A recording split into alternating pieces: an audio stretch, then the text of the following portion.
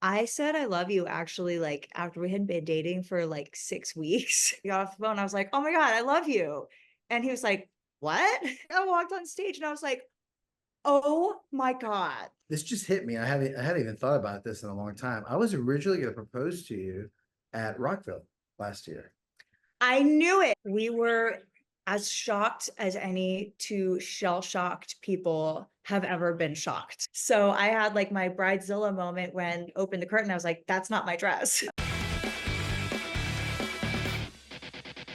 Congratulations. Thank Thank you. you. Newlyweds. How's it been the first few days so far? I'm sure it's been the same mostly, but Honestly, I thought that it would be too. We were just talking about this. And actually, it was totally the opposite. Like, we both woke up the morning after the wedding. We're like, this feels different. Like, we've been together almost 10 years and we thought it was just going to be like a birthday, but actually, it's a vibe shift. It really is. It's been a shift, and I never thought that that would be possible, but it's true. We're those people. I wear the Mrs. hat all the time now. it's just for everybody who's not sure how you guys met. Can you recall how you met and the moment that you both knew that you wanted to marry each other? So we met when I first moved to LA. I had a friend of mine who I used to go a lot of concerts with. He was actually the A&R at Ibanez at the time. And one night we're in the driveway of the Rainbow. This girl comes up and, oh, that's my friend Nita, and this is Josh. I was like, hey, how are you? Nice to meet you. She walked off and I was like, who's that? It's like, oh, that's actually one of my artists. I go, really? You go, huh? She's pretty good or what? He's like, yeah, actually she is. I was like, okay. I would see her in passing all the time. And that's the beginning of the story of how we met. And then just continue from there. I just run into, we have a lot of friends in the music industry. I fell in love with him so fast. And Josh was like a lot more cautious and like took his time figuring things out. But I said I love you actually like after we had been dating for like 6 weeks. I was on tour. I was in Texas somewhere. Like, we got off the phone. I was like, "Oh my God, I love you." And he was like, "What?" I I was was like, going to say, did you say it back? "No." And I was like, and I was going on stage. I was like, "Okay, I love you." And he's like, "What?" And I was like, "Nothing, gotta go." He's like, "Have a great show." And I was like, "Oh my God." Like, I walked on stage and I was like, "Oh my God." It took a while to say it back, but the timing was perfect. The proposal was amazing. Like, everything worked out for me in the end, even though I had to wait for my reciprocal "I love you." Were you involved in the ring process at all, or was the whole thing a complete surprise? It was a complete surprise. And actually, I think every girl that is like been in a relationship for a long time is like kind of gunning for the ring. Like, we all are dropping hints. And actually, what he proposed with and what I ended up with is the polar opposite of what I said I liked. And I love it so much. I kept it in a bag on tour and I told nobody. Josh in particular on this tour was like, "Who didn't lock the bus? You guys have to lock the bus." And then nobody was like, nobody knew that he had this like very amazing, valuable secret. And to me, I was like, okay, our album releases on this tour. We're playing the Whiskey headline show, LA. That's my second home. That's her first home. I was like, that's what I'm going to do it. So I didn't tell her mom. I didn't tell anybody. The first thing knew my mom. My mom flew out. I told all her family, like, you got to be here. This show's going to be special. Oh, yeah, it's the album release. And they're like, well, why? I was like, because it's the album release. It's you got to be there for it. Because I always get asked that question, what took you so long? It's like, well, to me, everything had to be right. It was the right moment. And if you asked me when I would do it, I would do it again every time at the same place. Let's be real, like, we've been together such a long time. Like, I had a manicure ready for every big event, birthdays, anniversaries, Valentine's Day. I'm like, just in case, it's the Yeah. time. This just hit me. I hadn't even thought about this in a long time. I was originally going to propose to you at Rockville last year. I knew it. Like, I think I said it to like my best friend or something. I was like, "Oh, I really thought," like, I was kind of looking around for him at the end of the Alice Cooper set during Rockville. And in my head, I was going to get in a costume like an Alice Cooper, like Ah, I prop don't like thing, that part, but okay. and then come out. It really did feel like we were the only people there. Like, we still had our beautiful moment, but we got to share it with so many people, and that was amazing. Earlier that day, we're backstage, and Nina was like, when are you gonna ask me to marry me? No, first of all, I didn't say that. Somebody else asked him, when are you going to do it? When are you guys going to get married already? I was like, I don't know. You gotta ask me, I guess. You know, He maybe. said, I'm waiting for her to ask me. And then she got on one knee and she was like, No problem. and we have the picture of her Of on me one knee proposing. proposing to me, which later that night was funny enough because I knew the whole time I was gonna propose to her. Okay, so on to the planning of the wedding. Were you guys shocked at all about how many details go into it, or did you kind of know like how much work goes into actually planning a wedding? We were as shocked as any two shell-shocked people have ever been shocked. The cost, the details, the planning, we were on tour the entire time. Like, we haven't had a break since the proposal. So very early on in the planning, we linked up with an amazing wedding planner named Sarah Landon. She's based in New York, but she does weddings all over the country. We were like, we don't know what to do. We don't know how to do all of this, like, I don't know how to make a seating chart or pick a florist or, all of this kind of stuff. Like, we wanted a lot of really personal touches. We wanted it to feel like us. We wanted it, to be like dark and romantic and rock and roll and metal, but also still have some traditional aspects. We're kind of like at our heart, both of us at our core, kind of traditional people. So First and foremost, the thing I said right off the bat to Nita and to our planner, I was like, look, I don't want this to be a traditional wedding. When people come to our wedding, I want them to come walk in and go, this is Josh and Nita's wedding. She nailed it. She really did. I said, they're like, well, what do you have in mind? I was like, modern day Dracula. And how did you guys go about narrowing down the guest list? Because I know, Nita, you said you kind of wanted a smaller one, and Josh, you wanted a bigger one. So you met somewhere in the middle. How did you go about doing that? when I like, I'm originally from Santa Monica, I'm from the beach, like my sort of dream wedding that I thought about all my life was like the two of us and our family, toes in the sand, water at our feet. Josh is very social. He has a really big friend circle, and he's been friends with like a lot of his friends for a long time. I feel like if we had just invited everybody that we wanted to invite, it would have been, 1,000 people. Insane.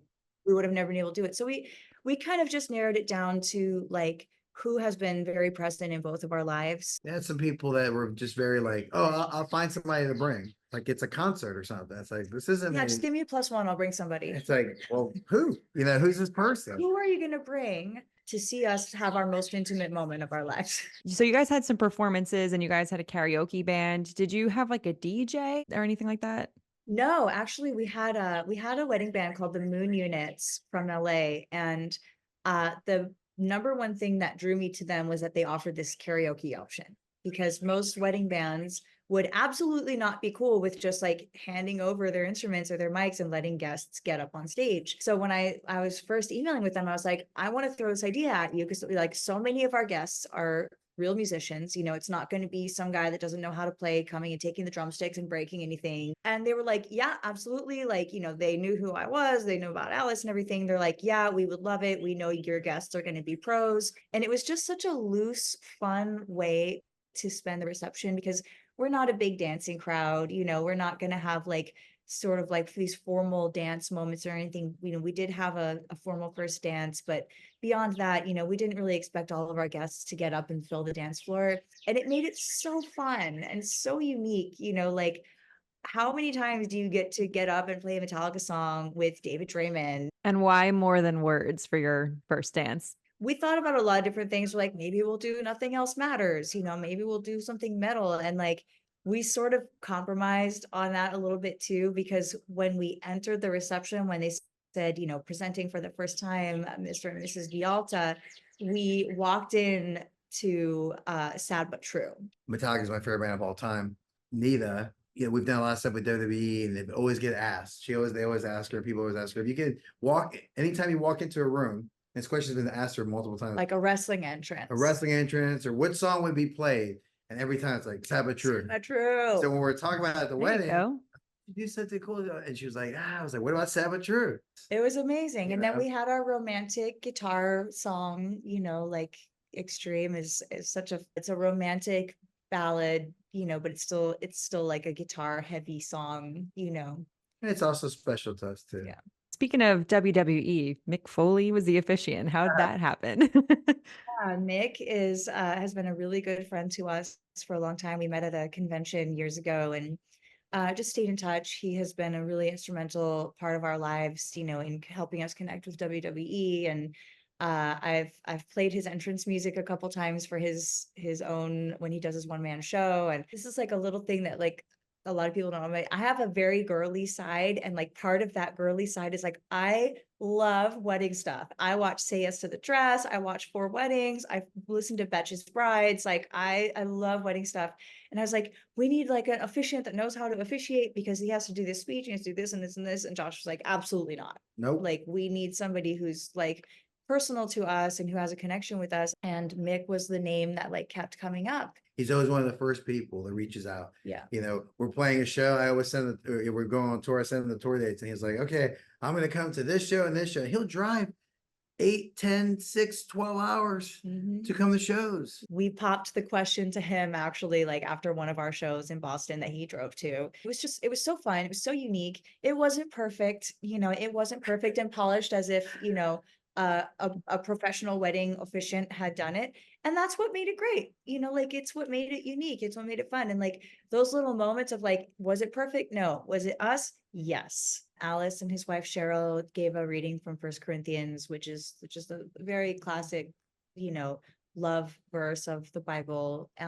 Really meaningful to them and meaningful to us. And, you know, to get to share that moment, you know, they really are my second family. You know, I've without even any exaggeration, spent more time with them in the past 10 years than I have with my actual parents. So if you're very into the wedding stuff, did you try on like 10 million dresses? Tried on a lot. I didn't try on as many as I would have liked because I was on tour the whole time. But I also found what I knew was going to be the dress the first place I went. The dress is called a Frederique Royale. They also make a dress called a Frederique, which is not my dress. And that's the one that got ordered for me. So I had like my Bridezilla moment when, you know, I literally flew into LA from tour for one day to try my dress on and like open the curtain. I was like, that's not my dress. Ashley at Maggie Sotero like scoured the world and found me another dress in my size and like got it sent in and it worked out perfectly. I didn't see any other bride talk about this and I watched a lot of wedding stuff. It's so hard to keep that from your fiance. So to like keep this very significant thing of like, this is what it looks like. This is the one I picked. Do you like it? Like, you know, it was so hard. All right. So last one, if you guys have any advice for couples who are planning right now, especially if they're trying to plan one that has a bit of a metal flavor to it, what would it be? Etsy. You get the coolest stuff on Etsy. Make sure you leave enough time to customize things because some of the custom stuff takes a while to get there. But like, you know, we had a custom cake server that says Josh and Nita, nothing else matters on it, you know, like that kind of stuff. Like you can get the coolest and most interesting things customized and made exactly for you. You do not have to get like 1-800 wedding stuff. Don't feel like just because it's a traditional wedding thing that you have to do it the traditional way. Like for example, we had, you know, you have to have a place, a way for people to know what table they're sitting at the wedding, right? So at ours, we had tour laminates and Love tour it. that, you know, the back, Josh designed this whole thing. It has all these pictures of us on it. And this picture right here is the one that she That's me proposed to proposing. me. And on the opposite side is the one where I actually proposed to her. We had the Roosevelt all access. We just did a lot of stuff like that to just make it as personal. You know, we had like day sheets for the wedding for all of our musician friends, you know, to have something familiar. We had signage, you know, like the way that you would backstage telling us where to go, telling our guests where everything was. These Alpine Invites did this as well, like really beautiful calligraphy, you know. Wow. Yeah. So all this to say, just make it your own, you know, find whatever it is that connects you as a couple, whether it's Star Wars, whether it's Metallica, you know, whatever it is, and find a way to incorporate that into your special day so it feels unique and it feels like you. All aspects of this was like, we even had like guitar picks that had us on it. We had little drumsticks that we put on there, you know, and just all these little things were like attention to detail from beginning to end. So when, again, you sit down or you walk in, you know, like this is our wedding. That's what makes it fun. It's like a wedding in general can be made so serious. And I didn't want that. I didn't want to come in and feel like people felt like they had to be this stuffy wedding and like, you know, they couldn't sneeze or something. I wanted people to have a good time. I'm still getting text messages from people like that are just like, dude, that was such an amazing day. Oh my God, that wedding was so awesome. You know, we had an amazing videography and That was photography going to be crew. my other piece of advice, because don't skimp on your content, people. Yes. Do not skimp on it, because we almost did, and we would have regretted it so terribly. Find one that you love, their style and your vibe, because that's really all you get. You know, at the end of the wedding, like, you're never going to wear that dress again. You know, you don't get to see those flowers again. The flowers are gone. You know, the room has been reset for the next wedding. Like, the only thing you have to look back at are these beautiful photos and videos, because And it's so important. research everything, research, compare and contrast everything until you finally get exactly what you want. And you can know at the end of the day, I'm going to have these memories for the rest of my life. And I'm going to be so happy with it. And we really were. Wait till you see like the recap video of this thing. It's going to be amazing.